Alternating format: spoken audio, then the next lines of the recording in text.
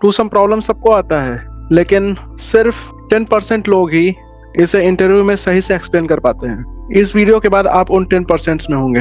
तो चलिए शुरू करते हैं। तो सबसे पहले देखते हैं टू सम प्रॉब्लम क्या होता है। इसकी डेफिनेशन ये है कि given an array of integers nums and an integer target, then we have to return the indices of two numbers such that they add up to target। और इसका मतलब ये है कि एक एरे नम्स दिया हुआ है और एक टारगेट वैल्यू दी हुई है, तो हमें दो नंबर्स ऐसे फाइंड करने हैं जिनका सम टारगेट के इक्वल होगा, और इनपुट कुछ इस तरह से दिया हुआ है कि उनका एग्जैक्टली वन सॉल्यूशन होगा, एज यू कैन सी। तो जैसा आप फर्स्ट एग्जांपल में देख सकते हैं, नम्स 2, 7, 11 और 15 है और टारगेट 9 है। तो क्योंकि यहाँ पे टारगेट इज इक्वल टू 9 है, तो हमें दो ऐसे नंबर्स फाइंड करने हैं जिनका सम 9 हो। आपको क्लियरली दिख रहा होगा 2 और 7 ऐसे नंबर्स हैं और इनके इंडाइसेस क्या है, 0 और 1, इसलिए हम 0, 1 रिटर्न कर रहे हैं। सेकेंड एग्जाम्पल देखें तो नम्स 3 to 4 दिया हुआ है और टारगेट 6 है, तो इसमें क्लियरली 2 + 4 इज इक्वल टू 6 होगा और इनके इंडाइसेस 1 और 2 है, इसलिए हम 1 और 2 रिटर्न करेंगे। और जैसा कि आप थर्ड एग्जाम्पल में देख सकते हैं, नम्स 3 और 3 और टारगेट 6 है, तो क्लियरली 3 + 3 इज इक्वल टू 6 होगा और हम 0, 1 रिटर्न करेंगे, क्योंकि ये दोनों नंबर्स 0 और 1 पे लाई करते हैं। अगर हम इसके सॉल्यूशन की तरफ चलें तो सबसे पहले हम नम्स को एक बार लूप चलाएंगे और 2 के लिए हम 9 - 2 को फाइंड करेंगे कंप्लीट लूप में। फिर 7 में हम 9 - 7 को फाइंड करेंगे कंप्लीट लूप में। इसी तरह हम बाकी नंबर्स को भी फाइंड करेंगे कि वो उनका सम टारगेट के इक्वल होता है या नहीं। सबसे पहले हम ब्रूट फोर्स अप्रोच की बात करते हैं। इसमें हम एरे के एवरी एलिमेंट के लिए कंप्लीट एरे को सर्च करेंगे कि उन दोनों का सम टारगेट के इक्वल है या नहीं।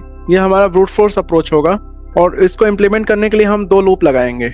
चलिए इसे हम कोड के थ्रू समझते हैं। सबसे पहले हम एरे की लेंथ फाइंड कर लेते हैं। int tn is equal to nums dot length. फिर हम एक लूप लगाएंगे for int I is equal to 0, I is less than n, I ++। फिर एक इनसाइड लूप लगाएंगे। हम हर i के लिए एक और लूप चलाएंगे for j is equal to 0, j is less than n, j++। अगर i j के इक्वल है तो हम वो इटरेशन स्किप कर देंगे, कंटिन्यू।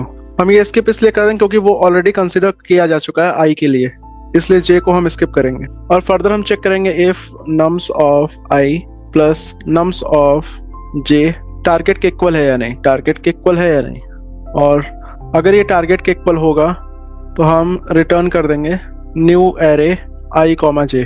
और अगर हमें आंसर नहीं मिलता, क्योंकि आंसर एग्जिस्ट करेगा इसलिए हम फाइनली रिटर्न कर चुके होंगे पहले से, लेकिन क्योंकि इसका रिटर्न मेथड एक एरे है इंटीजर का, इसलिए हमें कुछ ना कुछ रिटर्न करना पड़ेगा, इसलिए हम एक एरे रिटर्न करेंगे। चलिए तो इसे रन करके देखते हैं ये रन होता है या नहीं। हम न्यू कीवर्ड भूल गए थे इसलिए ऐसा हुआ। चलिए अब इसे रन करके देखते हैं ये रन होता है या नहीं। तो फ्रेंड्स ये रन हो चुका है और इसे सबमिट करके देखते हैं सबमिट होता है या नहीं। अभी प्रोसेस रनिंग में है। जी हाँ, ये सबमिट हो चुका है। लेकिन क्या इसका एक और सॉल्यूशन है? क्या आप इसका एक और सॉल्यूशन सोच सकते हैं? क्योंकि इसकी जो टाइम कॉम्प्लेक्सिटी होगी वो ऑर्डर ऑफ n² होगी, क्योंकि हम यहाँ पे 2 लूप्स लगा रहे हैं। इसमें 2 लूप्स लग रहे हैं, इसलिए इसकी time complexity order of n² होगी। क्या आप कोई ऐसा सॉल्यूशन सोच सकते हैं जिसका time complexity order of n हो? चलिए मैं आपको बताता हूँ। अगर हम हैशिंग का यूज करें तो ये प्रॉब्लम ऑर्डर ऑफ n में सॉल्व हो सकती है। तो चलिए देखते हैं ये प्रॉब्लम हैशिंग के थ्रू कैसे सॉल्व होती है। सपोज करिए हमारे पास एक एरे दिया गया है a, b, c, d और एक टारगेट वैल्यू है टारगेट। तो हमें दो एलिमेंट्स ऐसे फाइंड करने हैं x और y जिसका सम टारगेट के इक्वल हो। यही प्रॉब्लम है ना। ये हमारा एक एरे है a, b, c और d, और एक हमने मैप इनिशियलाइज कर लिया, एम्प्टी मैप है ये। सबसे पहले हम a के लिए चेक करेंगे कि टारगेट -a मैप में है या नहीं। अगर नहीं है तो हम मैप में स्टोर कर देंगे a, उसका इंडेक्स 0। और फिर हम b के लिए चेक करेंगे टारगेट -b एग्जिस्ट करता है या नहीं मैप में। तो इसके अगर नहीं एग्जिस्ट करता तो इसको भी सेव कर देंगे b, 1। और सपोज करिए हम चेक करेंगे टारगेट -c के लिए, और आप ये सपोज करिए कि टारगेट -c इक्वल है b के। इसका मतलब b + c equal to target है। और क्या टारगेट -c मतलब बी मैप में एग्जिस्ट करता है? जी हाँ, ये मैप में एग्जिस्ट करता है। तो हमें अगर इंडाइसेस निकालने हैं तो कैसे निकलेगा?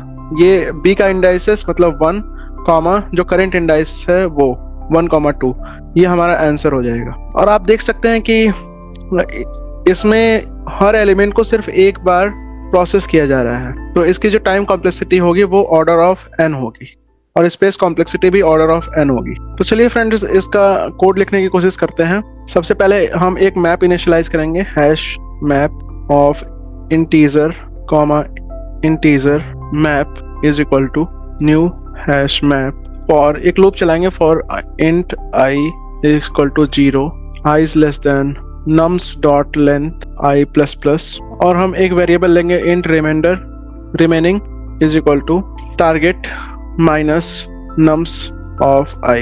और अगर इफ मैप डॉट कंटेन्स की अगर हमारा मैप रिमेनिंग वैल्यू को कंटेन करता है, इसका मतलब है कि हमें आंसर मिल चुका है और हम रिटर्न कर देंगे return map dot gate remaining का इंडेक्स कॉमा i और इसको हम एक एरे में स्टोर कर लेते हैं न्यू इंट। अगर वो रिमेनिंग के इक्वल नहीं है तो हम मैप में डाल देंगे वो value map dot put nums of i comma i।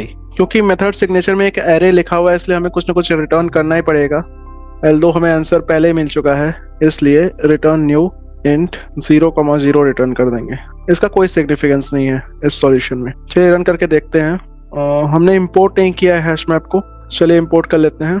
Import Java dot यूटिल dot star. अब दोबारा रन करके देखते हैं ये रन होता है या नहीं। तो फ्रेंड्स, हमसे ये गलती हो गई, यहाँ पे m कैपिटल होगा।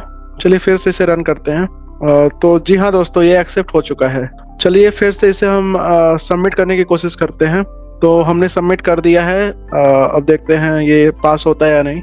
जी हाँ दोस्तों, ये पास हो चुका है। तो फ्रेंड्स, हमने टू सम प्रॉब्लम को 2 तरीकों से सॉल्व कर लिया है। अब लीड कोड की इस सीरीज में हम और भी इंटरेस्टिंग प्रॉब्लम्स लाते रहेंगे, आप हमारे साथ जुड़े रहिए।